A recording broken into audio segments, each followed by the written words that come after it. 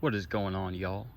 So as you know, recently I put a GSXR 35FO can on the DR650 along with the Pro Cycle mid pipe, and I left my carb jettings stock for a while just to ride it for, I think I rode it for about 400 miles just to see how its performance was and all these different things, so I could kind of document my tuning process along the way. And what I found was that I got the same exact gas mileage as I did with the stock pipe.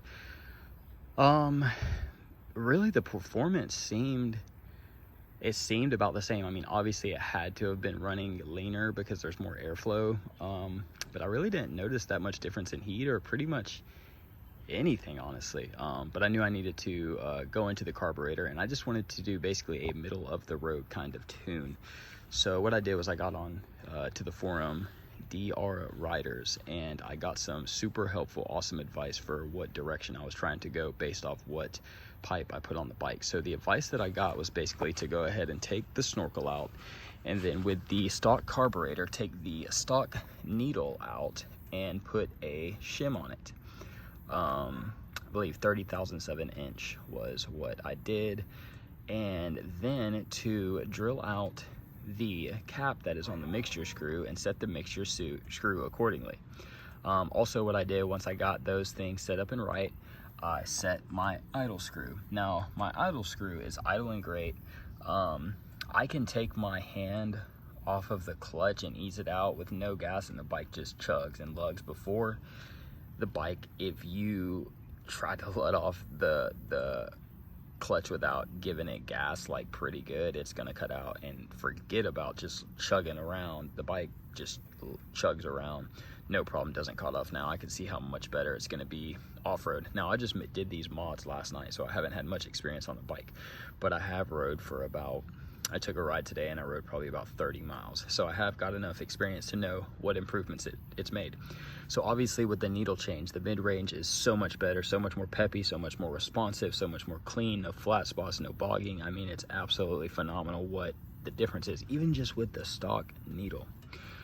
So like I said, GSXR pipe, you know, nothing too crazy, but sounds pretty good. And then you got the shim stock needle, you got the fuel screw adjusted, you got the idle screw adjusted. Like I mentioned in another video, I took off the Evap canister, and I will be taking off the repair valve. So we're getting more in, we're getting more air out, we're getting a little more gasoline. So the bike has significantly improved. I mean, and only time will tell. But the cool thing was about doing such small bites with this tuning process is that I didn't just cut open the air box and cut the spring and drill the slide and put new jets in, all new jets, you know, main, pilot, and the needle, and then adjust everything. I think that's where some big problems come into play, because it's much harder of a tuning process. All I did was, you know, I opened up the air box slightly by taking the snorkel out, but not that much. I got a little more airflow for the GSXR pipe, but it's not as much as you would with like a DG or a Yoshi or anything like that. And then, like I said, the main jet's still the 140. The pilot jet, I believe, is a 40. The main jet, I believe, is a 140. The pilot is a 40. I could be wrong on that, but they're both stock. I left them both stock. So in the future, if I want to cut a hole in the air box and go up on the jets, you know, I could do that, but I'm pretty satisfied where I'm at. But I've also once before said that I'm not going to do this, I'm not going to do that, and then I do it. So the DR is definitely a fun bike, and I eventually see myself going with the aftermarket at Cherubi's tank. It's because one thing accommodates another, and I really think that Evap canister is just inevitably going to fail. My bike has 8,650 miles on it, and it failed about 100 miles ago. You overfill the tank. I think that's what happened. I think I overfilled the tank a little bit to get an accurate reading on the mileage I was getting with the GSXR pipe, and it didn't come out the top, but I think it somehow got in the line. And when I took it apart, charcoal was coming out of the lines. I don't think that's normal. It could be. Y'all let me know about that. But anyways, I highly suggest this setup. Like I said, GSXR can, Pro Cycle mid pipe, shim the stock needle, take the snorkel out, adjust the mixture screw and the idle screw, and with that you're going to see such significant improvement. And you're going to take the carb off one time, put it back on, and it's going to be good. You're not going to have to sort a bunch of different things out. You're going to be ready to roll.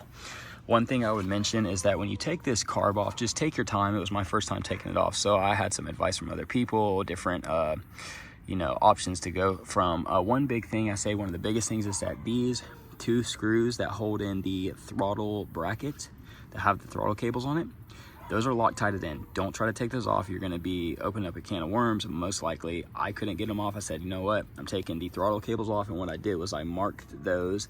Can't really see, but I marked those where the bolts were. I marked with a red Sharpie where they were, and I took a picture so I knew exactly where to put them back. And a quick way to test these, I'm not a professional. This is only opinion. This is not advice. I'm not a mechanic. So when you put those back on, as long as you mark them, you should be good, but you can double check it by turning the bars all the way this way, all the way that way, and make sure you don't hear the throttle rev up with the bike running. That means that there's not enough slack, and that's obviously not good. You need to sort that out, but you shouldn't have an issue as long as you mark them. You just take your time. I didn't go in the float bowl, like I said, because I didn't change the jets. When you take the needle out, be careful. There's a tiny, tiny small O-ring on the bottom of, you know, when you open the vacuum cap, you'll see it. Make sure you're opening up this carburetor on top of, I used actually a pan that you would use for, you know, cat litter, and everything went in there. There was no dirt or dust, and I did everything above it. Now, when you deal with the shimming the needle, the clip is so tiny, you cannot lose it. So I did it inside over a white tile floor. Those are a couple things to look out for. Like I said, just take your time, one step at a time. Trying to think if there's anything else. Of course, there's other stuff.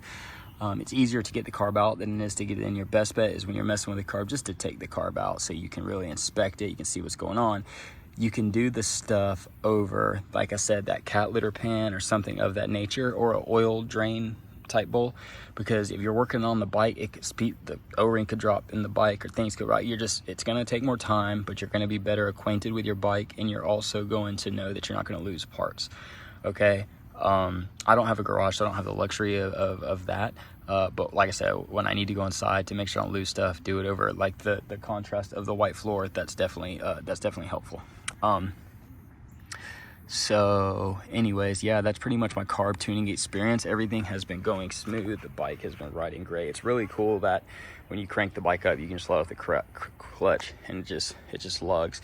Cold starts are good. Starts after it's been hot are good. It really is a pain to adjust that mixture screw when you don't have the extended one. The only reason I didn't go with the extended one was because I've heard that they actually work their way out, and I've seen this documented. But at the same time, man, it's so much easier to get a really accurate spot on that. So what I did is I just, where it was stock, I turned it out some from there to where a good starting point was, and then I was able to adjust it a little bit when I got it on. So I pretty much already had it where I needed it when I put the carb on, because once you get it on, getting onto that mixture screw is a little difficult. What you can do is you can take your phone, take a picture to see exactly where the slit is, where the mixture screw is, so you have a good idea where it's at, and you can you know, take it and adjust it. And what you do is you'll turn it all the way in till it starts to bog, and you'll turn it all the way out till it starts to bog, and you'll find a good spot in the middle there that's going to give you a good smooth mixture. There's so many things that I probably missed, but I just wanted to kind of share that it worked out really well. So if you're looking for an easy way to kind of upgrade your DR650 and you don't want to open up a can of worms, this is really a good route. So also what you need to do is you need to get on DR Riders, because those guys have the hands-on experience, and they can really share with you. I know I made a short video about this. I think, yeah, I did. But yeah, man, this ammo can comes in clutch. The crate's awesome. Saddlebags are good for a commuter. 8,600 miles. Things running strong. So like the only issue I've had is that Evap canister going bad. So keep an eye out for that. Don't overfill your tank. Like, don't even get it anywhere close. I mean, you ain't got to only fill it up halfway, but do keep that in mind. But that's why that Cherokee tank is going to come in handy, man. It's just going to be bigger.